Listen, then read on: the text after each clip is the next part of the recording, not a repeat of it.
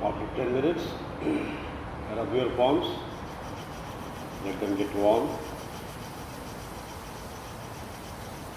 then slowly put them on your eyeballs for a few seconds.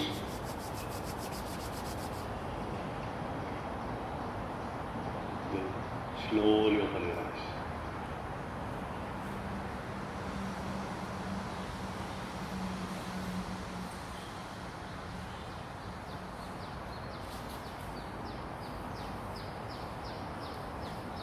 So, are you able to sit? Okay. 10 minutes?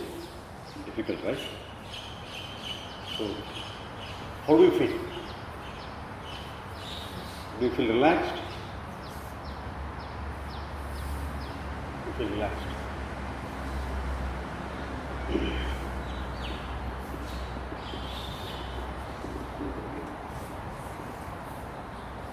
So, better to buy one chair like this.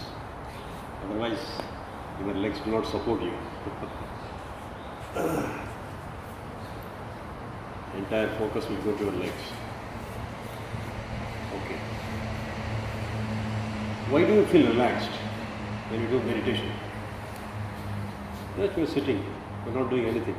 Still you feel very relaxed. Why? Sorry? Calm your mind. Correct. Correct. What else?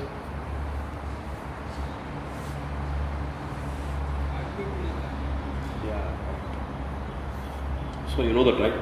So last time, in the last session, we understood that how deep breathing helps to bring down our heartbeats, and that helps to relax our body, and oxygenated blood and nourishment will go to all our body and make us energized and relaxed. The deep breathing. Similarly, meditation.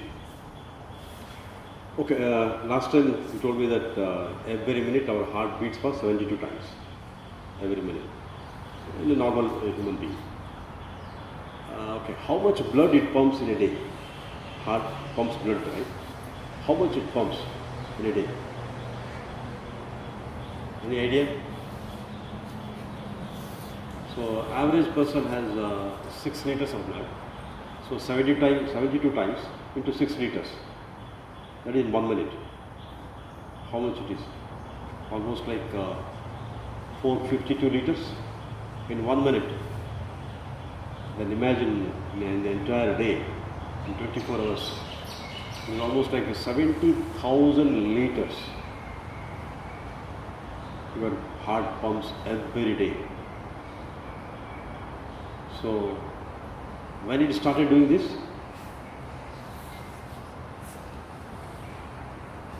When it started doing this? Right from your birth. If it stops for 1 minute, what will happen? So it has to beat non-stop, right from your birth to till death. So we are not giving any rest. Correct? So then again, out of that 70,000 liters of blood, so where will it go? 70% of your blood goes to the brain. Because every activities is controlled by brain. And that's why it is called as head. So many activities happen in our blood, in our brain, right? Like memory, attitude, aptitude, and even digestion, excretion, everything is controlled by the brain. So that is the reason 70% of the blood goes there. There is a lot of demand for the blood. So let us say now you are not doing some of the activities. Your brain is not doing some of the activities. So then blood demand comes down by the brain. So then again, when your body, when your brain is totally relaxed, not doing much of activities, of course you cannot stop for some time. It has to work, but again, that activities can come down. So when it is relaxed, so it doesn't need much blood. The demand will come down. So when can it happen? When brain relaxes. Huh? Sorry? Yeah, sleeping time, but still even if you are sleeping also your subconscious mind doing something. You are dreaming so many things, that thing is still so many activities are going on. So meditation is the only way when your brain relaxes completely. Correct? If you do meditation correctly, then during that time your brain relaxes completely. When the brain is relaxing completely, so it doesn't need demand for blood will come down. Then heart will also gets lesser work. Then heart will also relaxes. So brain and heart relaxes. That's why you're feeling very relaxed. Totally relaxed. So with that, a lot of diseases will be cured related to heart, related to brain. Because you see, in our whole life, we never relax our brain, we never relax our heart. They are working continuously.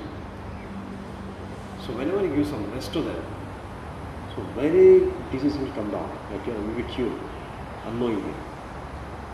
So that is the reason even medical science recommends this meditation. So that's why meditation is very, very important in our day-to-day life. So we'll be completely relaxed, and if you start at younger age, you will see that you will not get any disease at all. Very, very effective.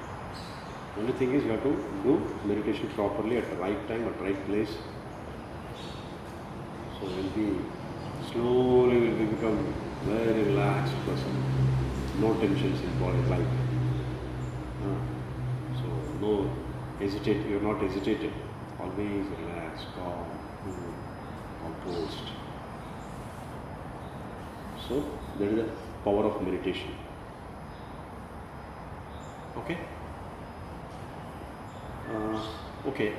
Again, do you know how exactly this yoga is related to meditation? See, when we hear about yoga, we always think that our impression is that just do some asanas, that postures, that itself is yoga. But how this meditation comes in place? Pranayama. That is a general perception, right? When yoga is, what is yoga? Do some postures, bend your body like this, like that. It's preparing your body for to relax your mind. Okay. Yeah. So that's what we understood. When we are doing yoga is like the way to relax your body and mind. Correct? So that's what, even during when Murli was teaching postures, yogasanas, then also he was saying that your focus should be, your mind focus should be with your body. You should keep observing the changes happening in your body. So then what happens, your mind also relaxed along with your body. So let us understand what exactly the meaning of yoga, literary meaning. Do you have any idea what is yoga? What is literary meaning? It is a Sanskrit word. So what is the meaning of it? Correct. Union. Right? Have you heard of it? Actually, yoga is a Sanskrit word. Real meaning of yoga is union. So union with what? Yeah, correct. Simple word, that's it. Actually, ultimate goal of yoga is the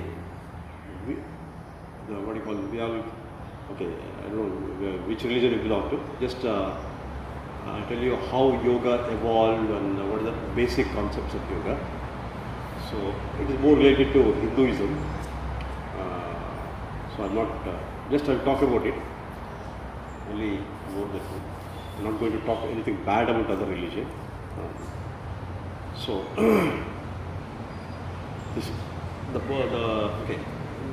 Our ancestors since many thousand years are all practicing yoga. Okay, when I say yoga, so as per their goal of yoga was to union with the ultimate truth of this universe. Okay, we want to get union with the ultimate truth of this universe, the absolute of this universe. So some people call it as God, some people call it as give different names, consciousness. Some people call it absolute consciousness. It has been given different words. So that means we in the sense our human beings get union with that ultimate truth. So that is the goal of yoga. So now, what are we doing every day? If you say just only this yoga, the postures, will be able to achieve that? Not right. So that is the reason. Okay, though our ancestors have been practicing since thousands of years, millions of years, we don't know. But again, there was one sage. His name was called Patanjali. He put it to a document. He documented this yoga. So how to do yoga? what are the different parts of yoga. When he documented, he came up with saying that, so 8 limbs of yoga. Yoga has 8 limbs, 8 parts. Okay? That is called, in other words, in the Sanskrit, it's called Ashtanga Yoga. Okay? So it has 8 parts. So this, whatever the asanas, what we do, that is just one part of it. Okay, the first one is, the first limb, first part is Yama. Yama is nothing but kind of a code of conduct towards others, towards the society or the environment we are living in. So how to conduct ourselves, kind of a discipline towards others. So that comes in Yama. Then after that, Niyama. Niyama is more about self-discipline. What you are supposed to do, what you are not supposed to do. That is self-discipline. Then after that comes postures. Okay, if you don't have self-discipline in your life, even if you do a lot of yogasanas or postures, still you will not get benefited, totally benefited. Get some benefit, but again not totally benefited. So you have to have some discipline in your life, some discipline towards others. You have to have a calm and cool mind, and only will be able to practice these asanas with a relaxed way, in a relaxed way. So then the third limb is asanas, whatever we learned here. Okay, what happens exactly during asanas? So you will get a healthier body, right? Healthier body. You will get some control on our body. So your body will listen to you when you practice yoga regularly, that postures regularly. So then this is the third limb. So you will get control of your body. Okay, you can do whatever you want with your body once your body becomes healthier. So without body we cannot do anything. Correct? So if let's say your body is not well, you are not feeling well, what can you do? So asanas help us to keep our bodies in a good condition. Then comes pranayama. So what happens during pranayama?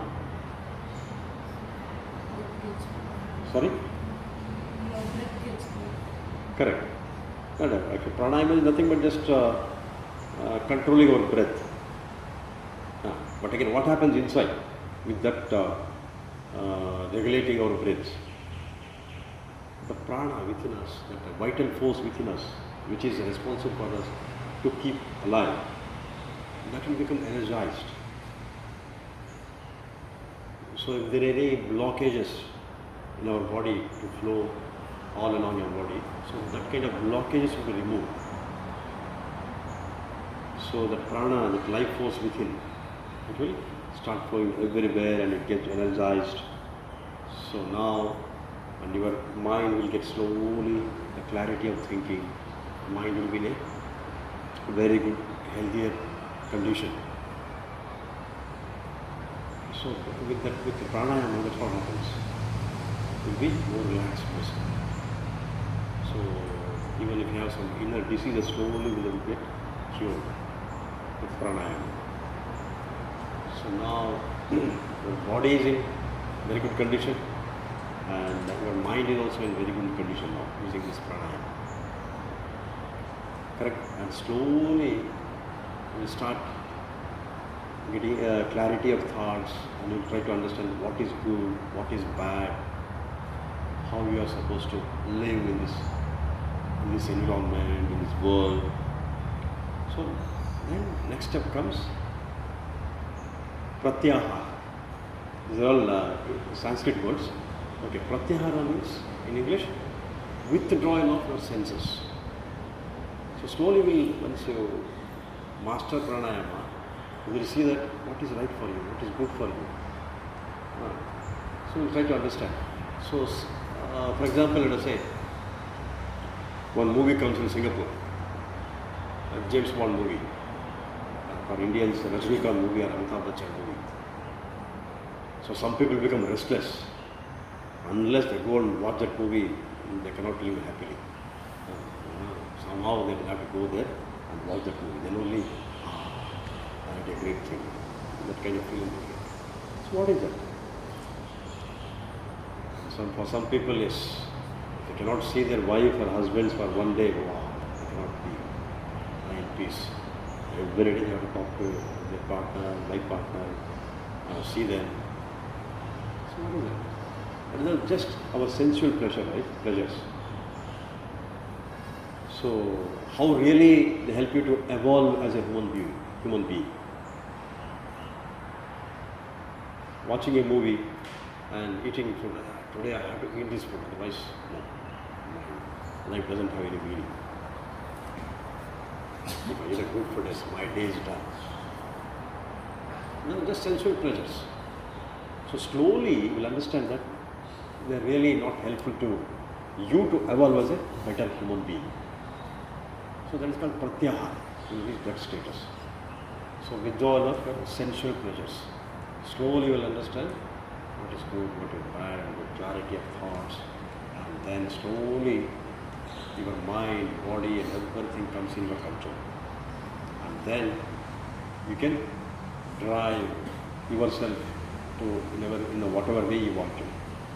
If you want to concentrate on something, yes, it's possible very easily. So after pratyahara, then comes dharana. Dharana is nothing but concentration. Now you have the total control on your body, mind. You don't have any stupid desires. I don't say stupid desires, but again, if you're too much involved in that, it doesn't make any sense. Okay, so now you will not get unnecessary desires. Okay, even you are totally controlled out of it, then you will be able to focus or concentrate on something. That could be anything. Slowly, if you start concentrating on something, let us say you will idealize a person. If you idealize on a bad person, let us say I idealize on a dacoit or a thief. If I start thinking about him more and more, if you start concentrating on him more and more, slowly I will acquire his qualities. Dharana is about acquiring. So slowly I will become his character. Otherwise, if you think on good things, you idealize a better person, a model, or if you say, if you want to concentrate on God, so then what happens? Let us say you want to concentrate on God. So slowly you will acquire godly qualities. Okay, that is dharana. Then comes, once you are start slowly acquiring godly qualities, then next stage is meditation. In Sanskrit it is called dhyana. Pratyahara, dharana, dhyana. So what happens during dhyana?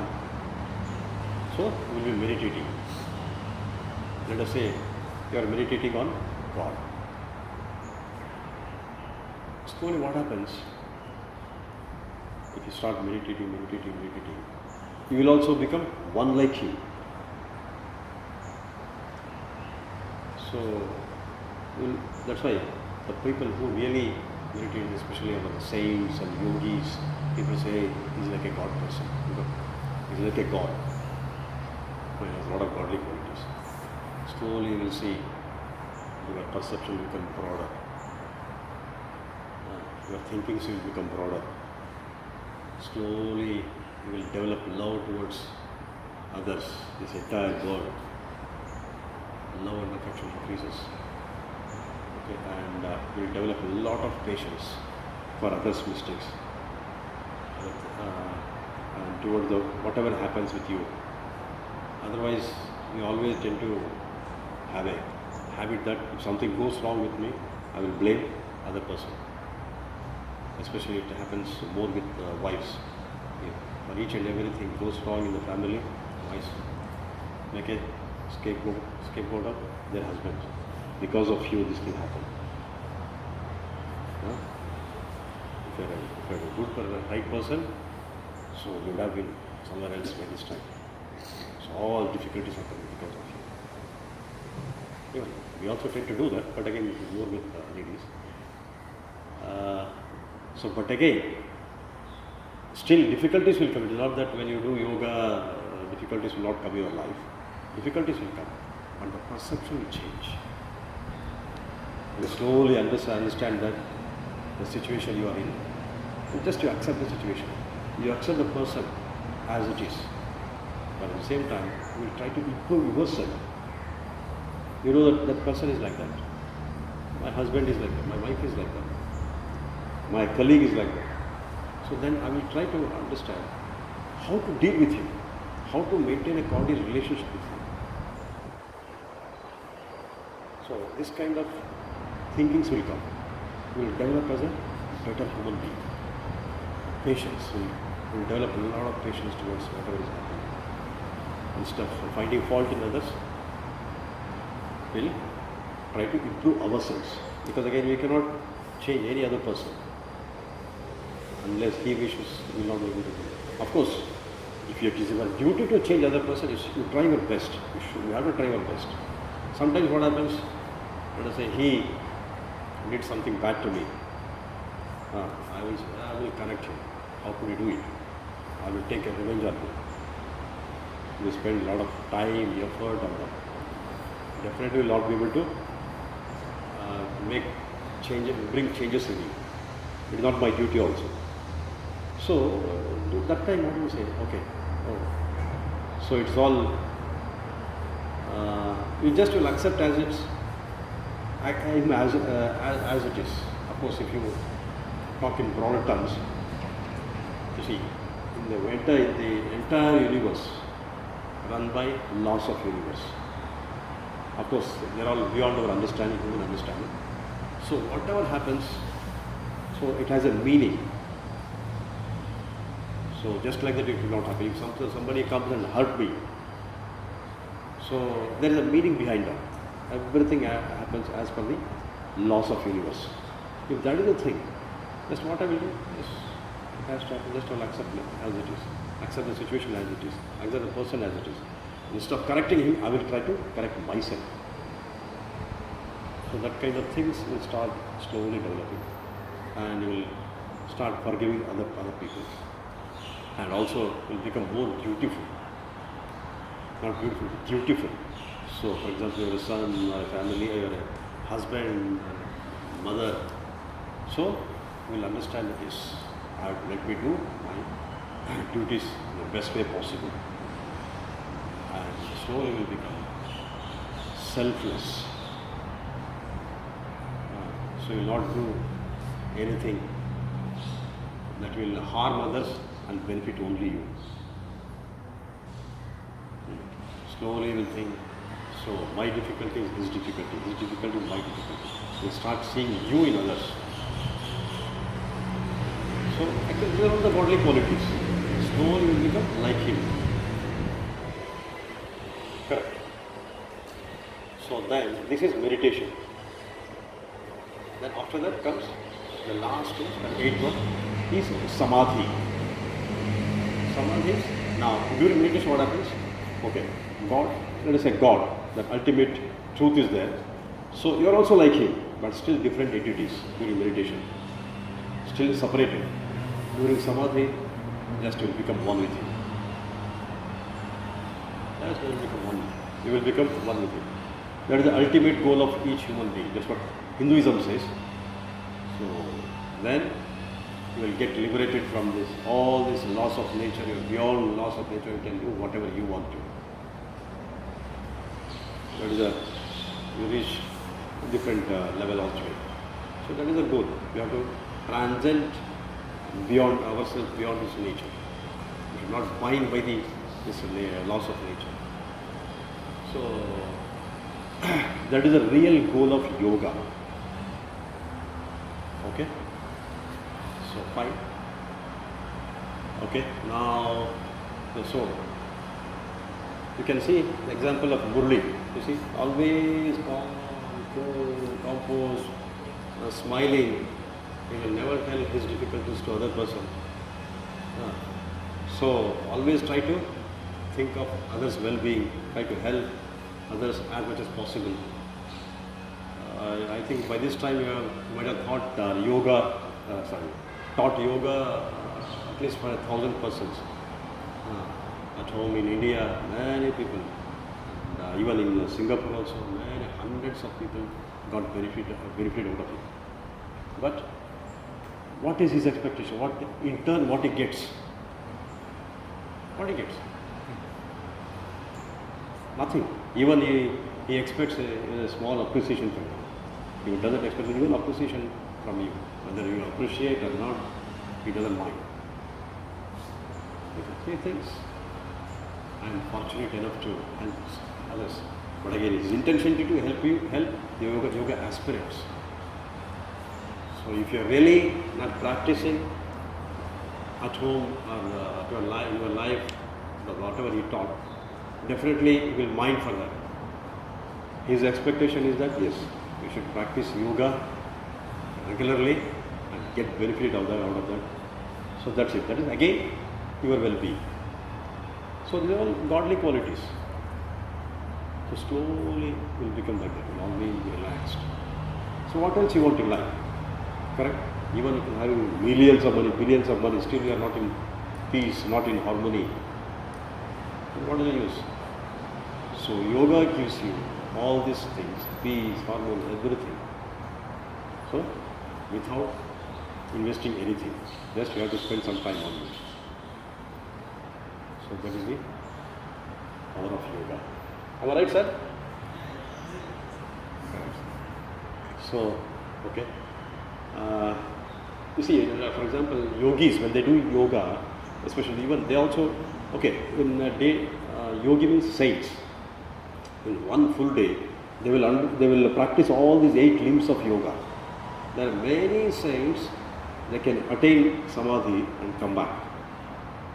So they don't